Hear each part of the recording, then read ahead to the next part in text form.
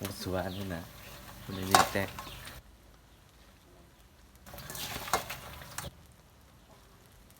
หรือไม่เป็นการท่ารุ่นวะท่ารุ่น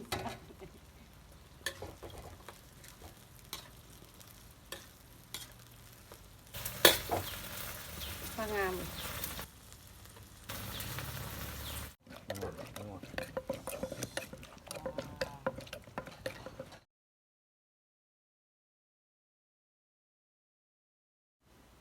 สบายดีพี่น้องทุกคนมื้อนี้มาเจอกันคือเก่ากับรายการสิมางามพาแซ่บมื้อนี้มีเมนูอาหารแมงจีนูนกว่าแมงจีนูนกับตำบักหุ่งสุดยอดความแซ่บ ลองมัน กับปลูกเองหลังเพื่อนยอดมาเด้อพี่น้องพี่ทำยังไงเลย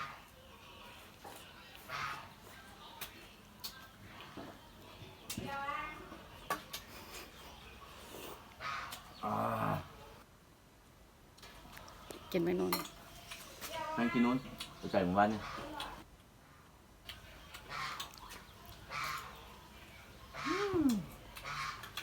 ปีนี้กำลังได้กินเธอเดียวนี่สุดยอด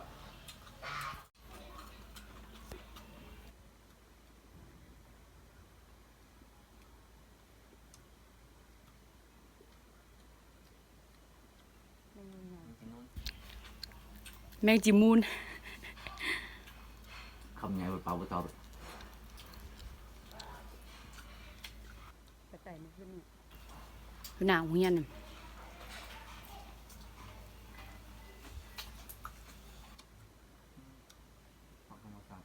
เกาะเกาะ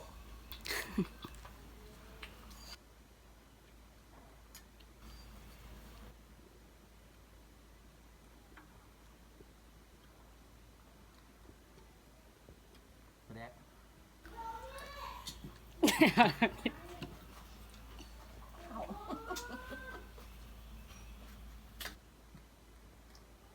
รดน้ำหวานจักบาท มือโกงอีกอดบ่ไหวละจะเป็นหูอ่าน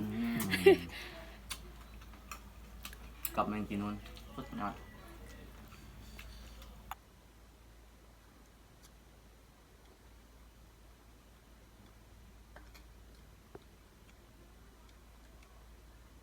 มาเด้อตามมดเด้อ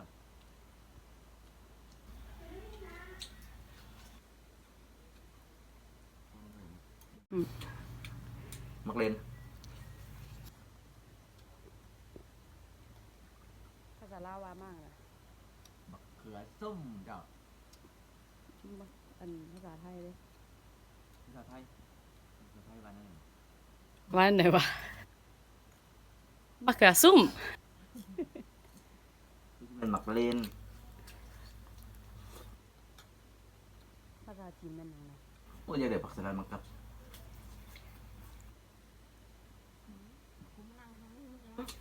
ลืมส่งกองทีแล้วของมึง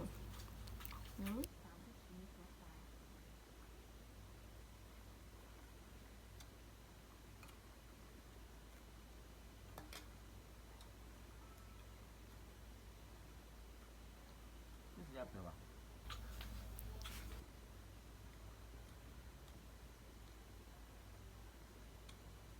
นี่ยังเนี่ยปลา พูดละภาษาปลาร้า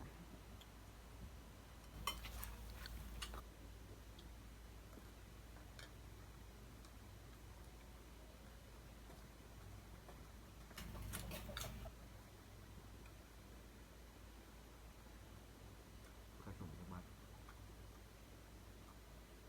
ม ะเขือเทศที่บอก ใช่แล้ว นั่นยังภาษาจีนว่า ไม่จริง จีว่าชี่หงชื่อ ชีหงชื่อ มักบ่งด้วย ผมลืม คง什么คงชินช่าย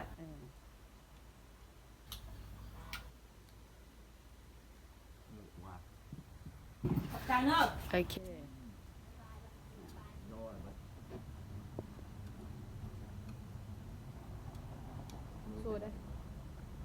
อีก ผลงานเมื่อคืนนี่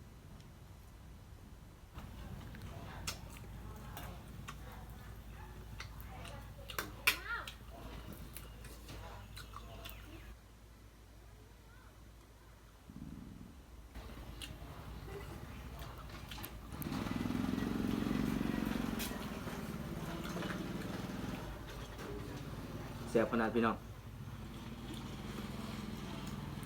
อย่าลืมกดไลค์กดแชร์ฝากติดตามไว้นะ ซับสไครต์ด้วย Subscribe ด้วย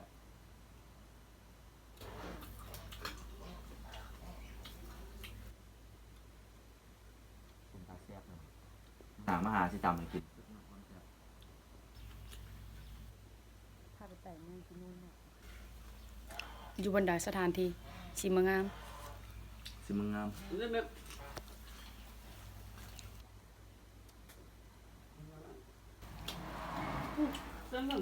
ปลาแดกกินเป็นตัวมันยังเสียบ อ่า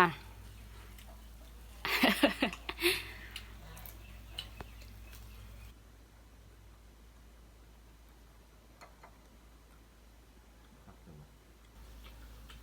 มันบ่ มันหอมกรอบสุดยอด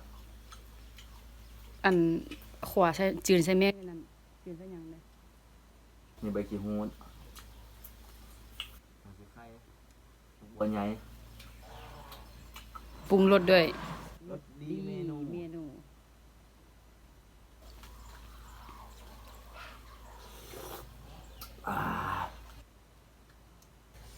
กินไปกินมาหิวน้ำแล้วบ่เนี่ย